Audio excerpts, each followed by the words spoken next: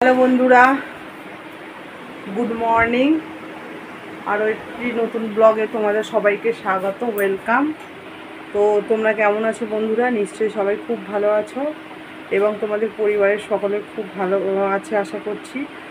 আর আমরাও খুব ভালো আছি, আমার মেয়েরা, আমার হাজবেন্ড, ঠিক আছে, সবাই খুব ভালো আছি তোমাদের আশীর্বাদে এবং ভগবানের কৃপায়।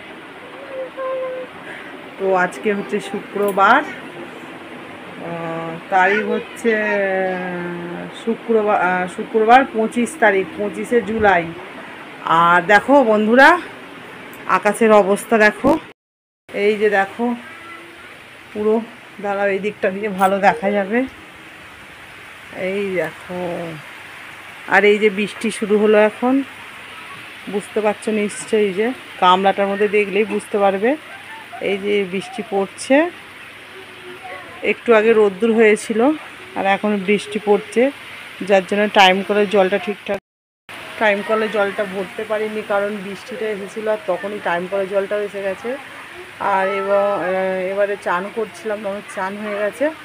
তো যতক্ষণ চান করছিলাম, ভিজে কাপড় ছিলাম, ততক্ষণ কিছুটা ভরে নিয়েছি। আর তারপরে চান করা হয়ে যাওয়ার পর শুকনো জামা কাপড় পরেছি, তো তখন আর ভিজতে পারিনি আর কি। বুঝতেই পারছো, মানে বর্ষা এমনিতে শুকানোর একটু সমস্যা, সবাইদেরই সমস্যা, আমাদের বলে নয়। তবুও তো আমাদের নতুন ঘরটা জায়গা আছে, অনেকগুলো দড়ি টাঙানো আছে, হাওয়া বাতাসে একটু শুকিয়ে যায় হালকা পাতলাগুলো। কিন্তু যাদের ফ্ল্যাট আছে, তাদের ফ্ল্যাটের মধ্যে তাদের তো আরও বেশি অসুবিধে, ভীষণ অসুবিধে। তো এই আর কি, টাইম করে জলটা বন্ধ করে দিয়ে আসতে বাধ্য হলাম। আর আমার বড় মেয়ে স্কুলে চলে গেছে বলতে, এরকম আকাশের ওয়েদারের জন্য আমি বলেছিলাম স্কুলে যেতে হবে না। তারপরে আবার বৃষ্টিটা থেমে গেছিলো বলে তারপরে আবার বললাম, বেকার কেন কামাই করবি, কালকে যেহেতু স্কুলে যায়নি, কালকে কামাই হয়েছে, আবার আজকেও কামাই হবে, তার জন্য বললাম চলে যা। তার জন্য আমি রান্নাও বসাইনি, কিছু রান্না করিনি। আর কালকে রাত্রিরে যে পরোটা ঘুগনি করেছিলাম, ওই পরোটা আর ঘুগনি খেয়েই চলে গেছে। একটু বসি, তারা বসে কথা বলে। আর বিস্কুট টিফিন নিয়ে গেছে। আর আমার হাজব্যান্ড, পরোটা ঘুগনি ছিল বলতে কি বলো তো বন্ধুরা, আমার হাজব্যান্ড কালকে রাত্রিরে বাড়িতে আসেনি। কালকেও খুব বৃষ্টি হয়েছে, মুষলধারে বৃষ্টি হয়েছে। মানে এখানে অতটাও হয়নি, কিন্তু ওইখানে মানে হাওড়া শিবপুরের দিকে খুব মুষলধারে বৃষ্টি হয়েছে, যার জন্য আসতে পারেনি। আর ওখান থেকে আসতে আমাদের বাড়িটা মোটামুটি 1.5 ঘন্টা মতো সময় লাগে, ঠিক আছে। এবারে অতটা রাতে, তখন মানে 12টা বাজে, মানে কাজ কমপ্লিট হয়েছে। এবারে 12টা বাজে কাজ কমপ্লিট হয়েছে, তখন যদি বেরোয় বাড়িতে আস্তে আস্তে কম করে 1টা 1:30টা তো বেজেই যাবে।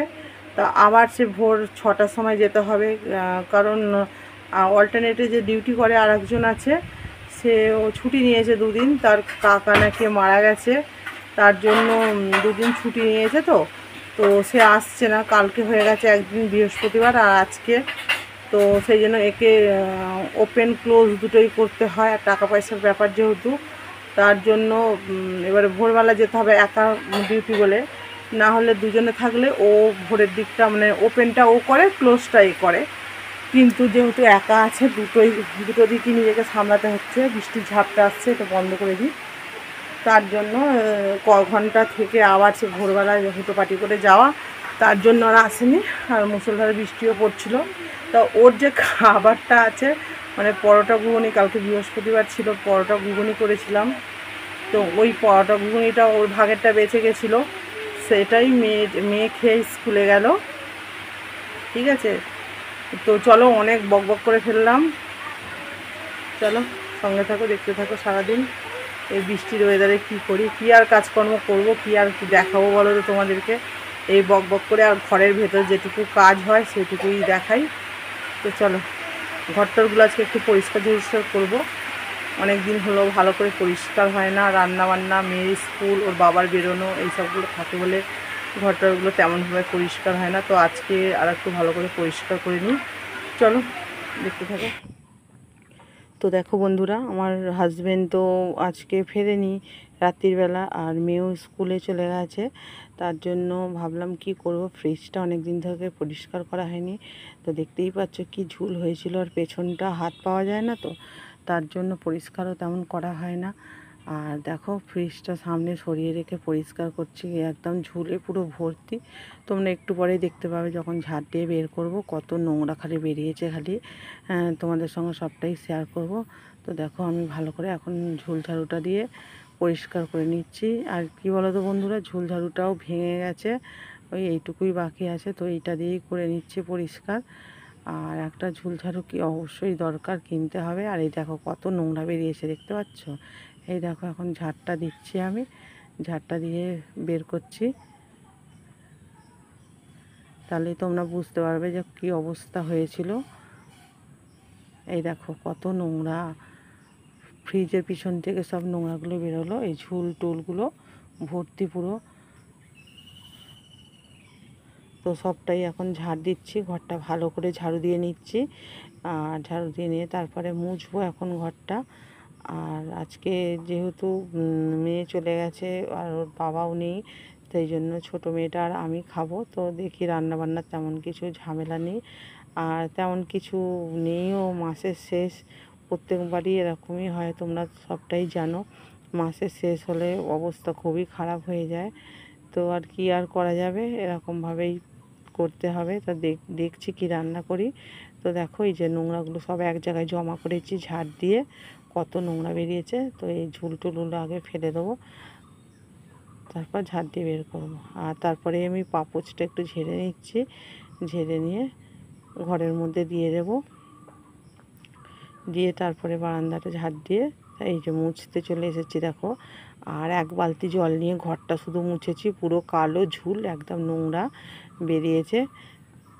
আবার জলটা পাল্টে আমাকে বারান্দাটা মুছতে হবে, কারণ এত নোংরাটাই এত পরিমাণেই নোংরা বেরিয়েছে যে ওই জলটা দিয়ে আর বারান্দাটা মোছা যাবে না। তার জন্য তো আমার ঘর মোছা এমনিতে লাঠিও আছে, লাঠি বলি আমি এটাকে, কি বলে আমি ঠিক জানি না। তো ওইটাও আমার আছে, কিন্তু ওইটা দিয়ে আমার ঠিক মুছে ঠিক পোষায় না। মনে হয় যেন কোন টোনগুলো কোনা টোনাগুলো যেন পরিষ্কার হয়নি ভালো করে।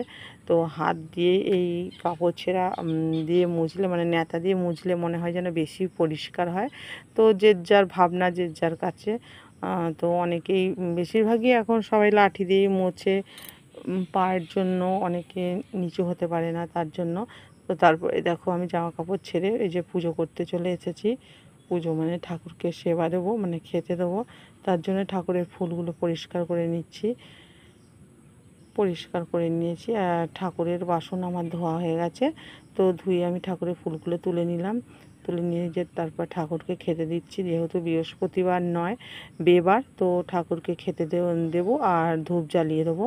তো আজকে তাড়াতাড়ি হয়ে যাবে, বৃহস্পতিবারে একটু টাইম লাগে পুজো করতে, তো বেবারগুলো তাড়াতাড়ি হয়ে যায়, ঠাকুরকে খাওয়া দাওয়া খেতে দেবো, তো তার জন্যই। এই যে ধূপ জ্বালিয়ে নিচ্ছি, আর ধূপটা জ্বলছে না দেখে পাকা বন্ধ করে জ্বালিয়ে এই যে ঠাকুরকে ধূপটা দেখিয়ে দিচ্ছি। তারপরে চলে আসলাম রান্নার জন্য। তো এইটুকুই চাল নিলাম, আর আমার কালকের ভাত আছে, বাসি ভাত। তো আর আমার ছোটো মেয়েটা খাবে, তার জন্য যেহেতু আজকে স্কুলে রান্না হবে না, এই যে মুসুর ডাল নিয়ে নিয়েছি, এই চালের মধ্যেই মুসুর ডাল এখন দিয়ে দেবো, দিয়ে একটু আলু দিয়ে ওই খিচুড়ি টাইপের করবো আর কি, কুকারেই করে নেব। সাধারণত আমি কুকারে ভাত টাত কিছু করি না, মানে ডাল সেদ্ধ টেদ্ধ এগুলো হয়, যেমন বিউলির ডাল, ছোলার ডাল, মটর কড়াই এইসবগুলোই আমি করি। কিন্তু আজকে যেহেতু অল্প একটু চাল আর অল্প একটু ডাল হবে, সেই জন্য মানে হাঁড়িতে করলে বড় হাঁড়ি, তো তার জন্য মানে ফুটতেই চাইবে না, মানে হতেই চাইবে না, দেরি হবে। তার জন্য কুকারেই করে নিচ্ছি। এই জন্য একটু ডাল দিয়ে দিলাম, এটা এখন ধুয়ে নেবো। আর যে ধুয়ে নিয়ে আর এক কুচো আলু দিয়ে দিয়েছি, দিয়ে এখন গ্যাস জ্বালিয়ে বসিয়ে দেবো কুকারের মধ্যেই।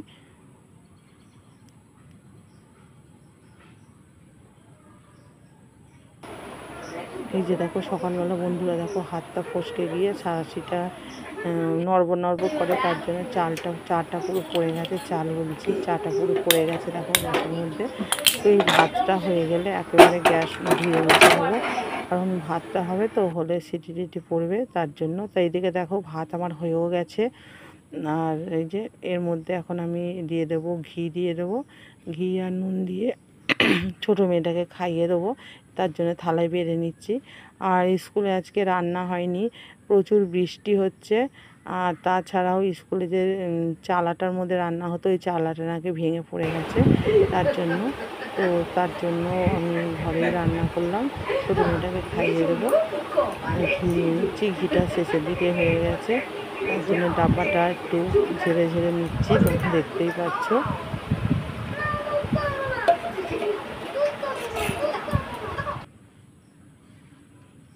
তারপরে একটু নুন নিয়ে নিচ্ছি, নুন নিয়ে ছোটো মেয়েটাকে খাইয়ে দেবো। হ্যালো বন্ধুরা, দেখো সেই দুপুরবেলা মানে খাওয়া দাওয়া দেখিয়েছি। হ্যাঁ, সেই কুকারে মেয়ের ভাত করেছিলাম সেটাই দেখিয়েছি। তারপর থেকে আসতে পারিনি, কারণ কারেন্ট ছিল না সারাক্ষণ, সেই দুপুরে গেছে। আর আসলো হচ্ছে তারপরে 4:30টার সময় আসলো, 5-10 মিনিটের মধ্যে। তারপরে আসলো 8:30টার সময়, ওই 5-10 মিনিট সবেই ভাবছি তোমাদের কাছে মানে তোমাদের সঙ্গে দেখা করব, তখন চলে গেল। আর আসলো হচ্ছে এখন এসে যে হচ্ছে 11:20-তে আসলো, আর ফোনে 1 ফোঁটাও চার্জ ছিল না। আর এই যে আমার ছোটো মেয়ে দেখো এখনও জেগে আছে, আর ও তো ফোন দেখে দেখে চার্জ শেষ করে দেয় ফোনের, এই ফোনে ভিডিও করি, তার জন্য ফোনে চার্জ দিয়েছিলাম। এখন এই 35% চার্জ হতে আবার তোমাদের সামনে আসলাম। আর এই দেখো আমার বড় মেয়ে শুয়ে পড়েছে, বড় মেয়ে ঘুমিয়ে পড়েছে। তারপরে কারেন্ট আসবে না জেনে মশারি টশারি সব টাঙালাম, করলাম। তারপর দেখছি আবার কারেন্ট এসছে, দেখে মশারি টশারি খুললাম, মশার ধূপ খুব জ্বালালাম। আর ওই যে অল আউটটাও দিয়ে দিলাম, গুড নাইটের মানে ওই তেলটা আর কি দিলাম, ঠিক আছে। তো এই কারেন্টের অবস্থা, এই গরম, ভাবছিলাম কী করে শোবো। তো যাকে ঠাকুর মুখ তুলে চেয়েছে, এখন আসলো। আমার হাজব্যান্ড এখনও আসেনি। আর এই দেখো বন্ধুরা, নিচে বিছানা করে নিয়েছি আমার হাজব্যান্ডটা, ঠিক আছে। আর দেখো তোমরা ভাবতে হয়তো মিথ্যে কথা বলছি, মিথ্যে কথা নয়। এই দেখো, দাঁড়াও দেখাচ্ছি ব্যাক ক্যামেরা করে। দেখো মশারিও বের করা আছে দুটো, এই যে একটা উপরের মশারি, আর এইটা হচ্ছে আমার হাজব্যান্ডের নিচে মশারি, নীল রঙেরটা। এই দুটো মশারি বের করেছিলাম। আর ওপরের এই নামাচ্ছি দ্বারা, আর এই ওপরের মশারিটা টাঙিয়েও দিয়েছিলাম। তো বন্ধুরা দেখতেই পেলে, মশারি ওপরে একটা টাঙিয়েও নিয়েছিলাম, আবার খুলতে হলো ডবল খাটুনি করে। এখন 12টা বাজতে 10 মিনিট বাকি, তো শুয়ে পড়বো এখন। আজকে ভিডিও জানি না কতটা কি হয়েছে না হয়েছে, তো আর কি করব, কিছু করার নেই। কারেন্টের উপরে তো কারো হাত নেই, অন্ধকার পুরো করতে পারবো না। মোমবাতি জ্বলছিল, মোমবাতির আলোতে হবে না।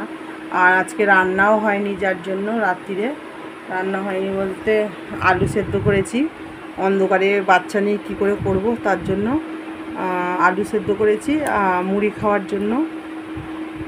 তো আমার বড় মেয়ে আর মুড়ি টুড়ি কিছু খায়নি, আমি আর আমার ছোটো মেয়ে খেয়েছি। আর আমার হাজব্যান্ডের জন্য এই দেখো আলু, এই দেখো